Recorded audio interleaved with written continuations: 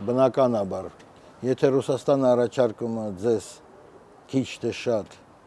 ասենք ավելի մատչելի գներ նույն էներգակիրների հարցում, բա ինչու օգտվես որ ինչ որ մի տարբերակով, եթե գիտես որ էներգակիրների գներից կախված են բոլոր գները քո երկրում, բոլոր, անխտիր բոլոր, հացի գինը, տրանսպորտի գինը, ինչ ուզում եք, ամեն ինչ կախված է էներգակիրներից։ Եթե քեզ առաջարկում են ավելի էժան, ավելի մատչելի գներ էներգակիրների ոլորտում, ուրեմն հենց այս երկրի հետ պետք է համագործակցես ու չմանգաս ամերիկյան գազը կամ եսիմինչյան գազը, էլ չեմ ասում նավթամթերքների մասին, էլ չեմ ասում, բայց բացի էներգակիրներից Ռուսաստանից կարելի է շատ բան վերցնել, առնել կամ թեկուզով ասենք խնդրել, որ զիջեն, այդպես ասած, ինգերական գներով։ Ձերի ոչ մի բան չի ստացվի, էդի մոռացեք, սովետը չկա, կոմունիզմի թագավորությունը չկա, ամեն ինչ գին ունի, ամեն ինչի դիմաց պետք է վճարես, ամեն ձևով վճարես, ինչ ունես, չունես։ Բայց,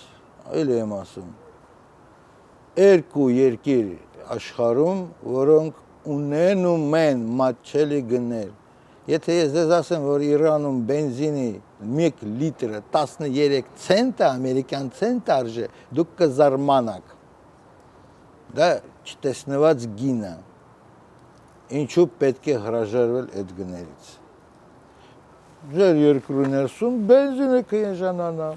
բենզինը կեժանանա, դիզելայինը կեժանանա, դիզելայինը կեժանանա, ամբողջությամբ ձեր գների համակարգը դառնում է մատչելի ամենը չկավոր խավերի համար։ Ու դուք բարեկեցիկ կյանք եք ստեղծում, առանց մտածելու, վայ վաղը էլեկտրականություն են անջատելու, չէ, չեն անջատի, ով անջատի։